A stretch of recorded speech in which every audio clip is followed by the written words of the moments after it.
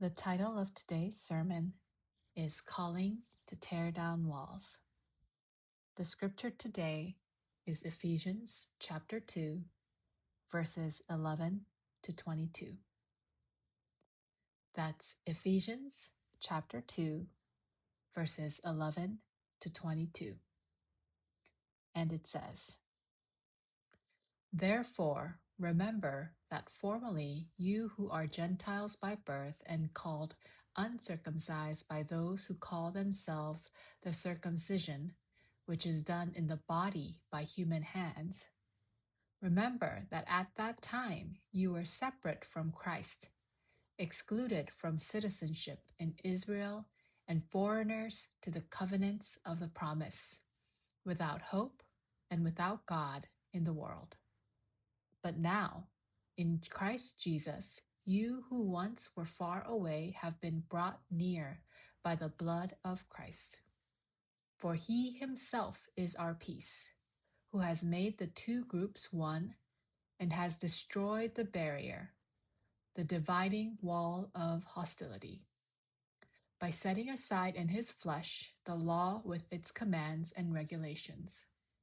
His purpose was to create in himself one new humanity out of the two, thus making peace, and in one body to reconcile both of them to God through the cross, by which he put to death their hostility.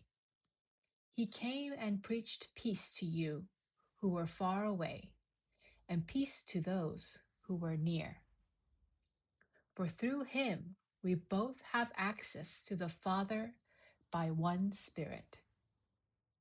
Consequently, you are no longer foreigners and strangers, but fellow citizens with God's people, and also members of his household, built on the foundation of the apostles and prophets, with Christ Jesus himself as the chief cornerstone. In him, the whole building is joined together and rises to become a holy temple in the Lord. And in him, you too are being built together to become a dwelling in which God lives by his Spirit." If you love God, say amen. If you believe Jesus is your shepherd, say amen. Amen. What is a Christian?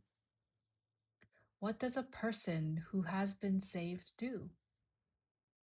What kind of change happens when you believe in Jesus?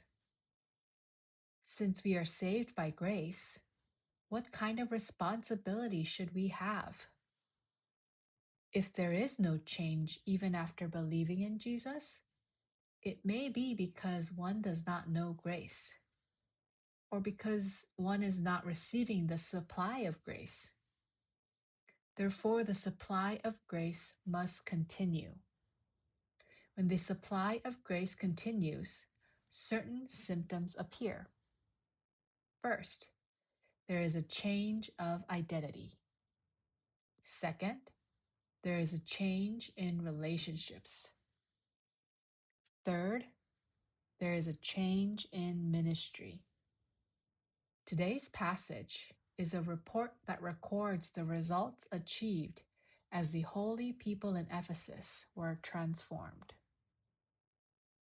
First, a change of identity takes place. The value of the Jews was that they were entrusted with the word of God. The Jews called themselves the covenant people. If they were entrusted with the word, they should have had the calling of sharing the word with all humanity. But instead of a calling, they had a sense of privilege. This was because they were mistaken. In the Bible, it says, "All the families of the earth will be blessed through you." God gave the law and the promises to the Jews. Those who receive the promises have the obligation to pass them on to their neighbors. Because they did not do this well, although they had the law, they could not keep it well, and did not pass it on either. Thinking that this was not right, Jesus himself came and kept the entire law. Although we cannot keep it all, God promised that if we look to Jesus, it will be acknowledged as having been kept. In short, by believing in Jesus, we receive salvation by grace. We are forgiven of our sins and rescued from wrath. The people of the Old Testament thought that they had to receive circumcision in order to become God's people. This was incorrect knowledge. Jesus came and diagnosed this. When we believe in Jesus, we become God's children instead of children of wrath. The people of the Old Testament staked their lives on circumcision, but after Jesus came, we stake our lives on faith. We who were formerly far from God have been brought near through Jesus. Just as redemption took place through the blood of the Lamb at the Passover, our identity has been changed through the blood of Jesus' cross. We have become God's children. You are my child, forgiven by my blood. You have been transferred from death to life. This has been proclaimed. Second, a change in relationships takes place. It says in verse 11 of today's scripture, "Therefore remember that formerly you who are Gentiles by birth and called uncircumcised by those who call themselves the circumcision, which is done in the body by human hands." Death is separation. It cuts off all relationships. Sin, hamartia, means that the direction is wrong. It causes separation from God. The devil is the king of death, so he causes separation. Sin separates God and us.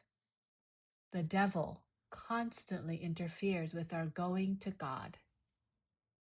Righteousness, dikaiosin, improves the relationship with God. The righteous help lead people toward God. The wicked constantly obstruct the way to God. When you listen to the words of the wicked, relationships keep becoming tangled.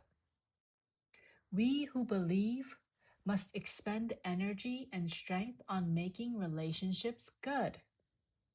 If this world is full only of wicked people, how can salvation be received?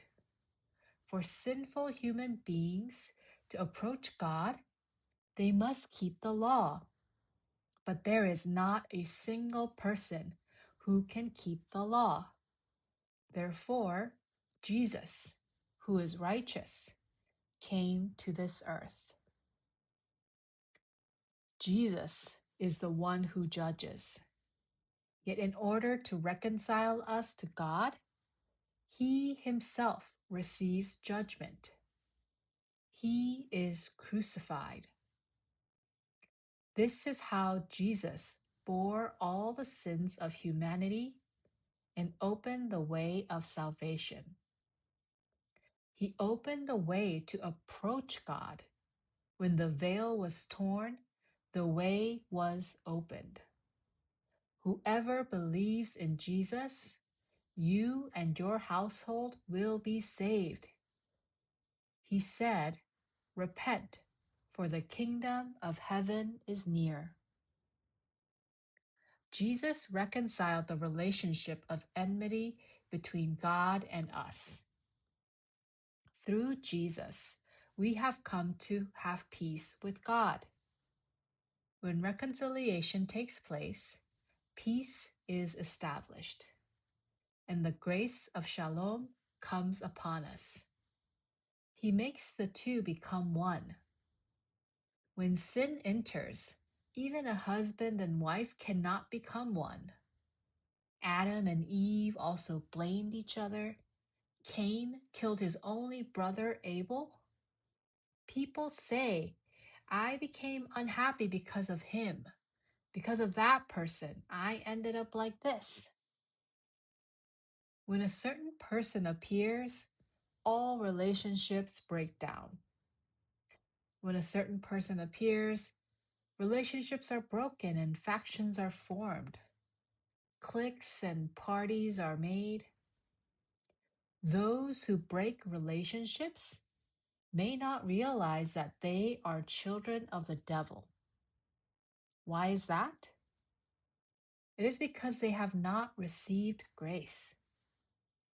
When grace overflows, wherever that person goes, relationships become good.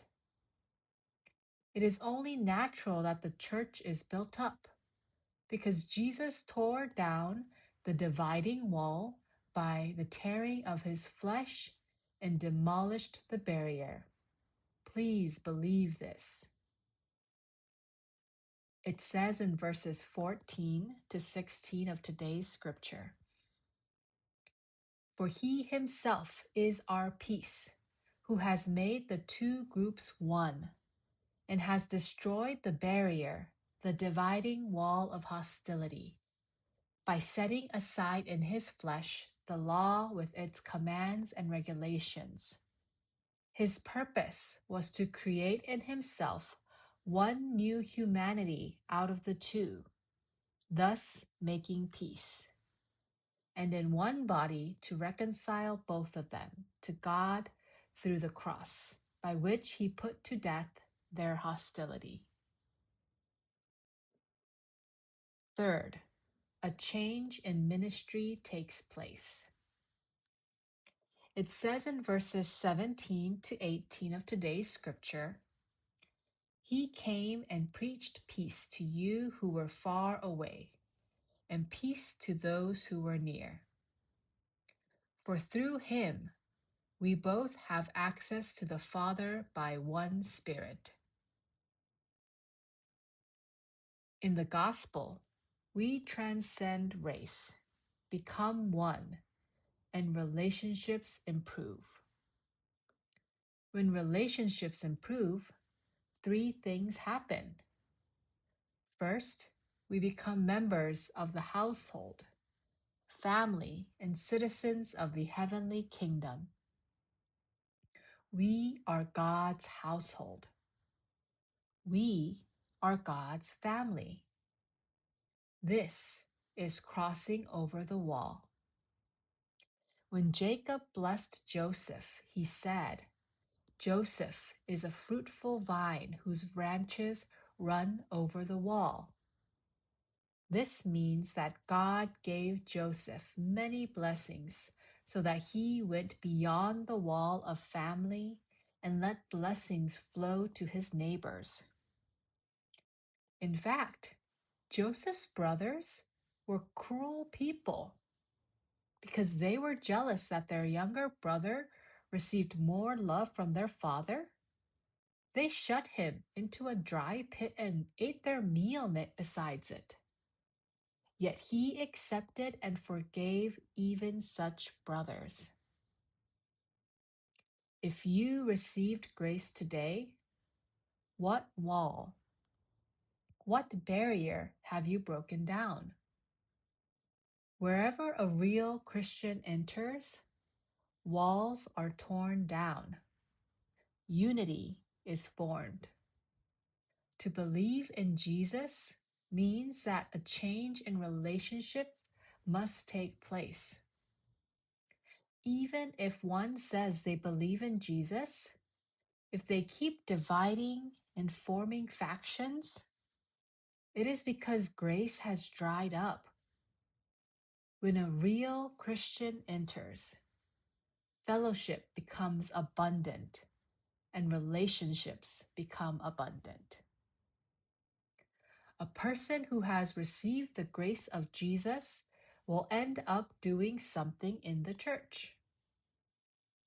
Serving in the church can sometimes be difficult, but it is God's hand that builds me up. I was originally a child of wrath and a tool of the devil, an instrument of unrighteousness. Now I must become an instrument of righteousness, used by God. Christ has been made the cornerstone, the standard upon the foundation of the apostles and prophets.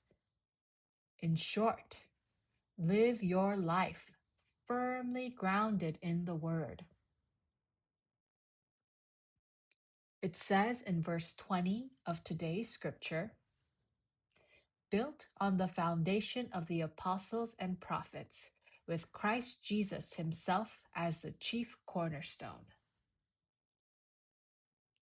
The apostles and prophets together symbolize the Word, and it says that Christ has become the cornerstone.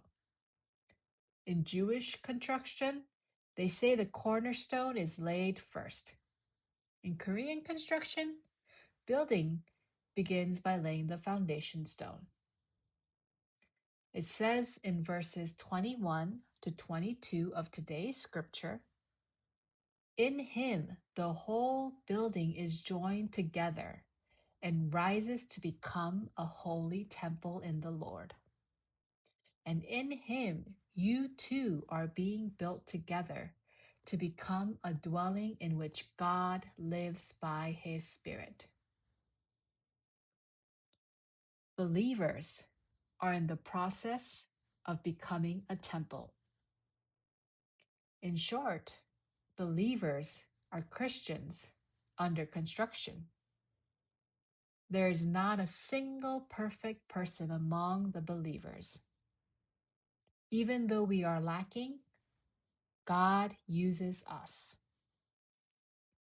I bless all the saved believers that each of you may personally experience a change in identity, a change in relationships, and a change in being used by God. Hallelujah.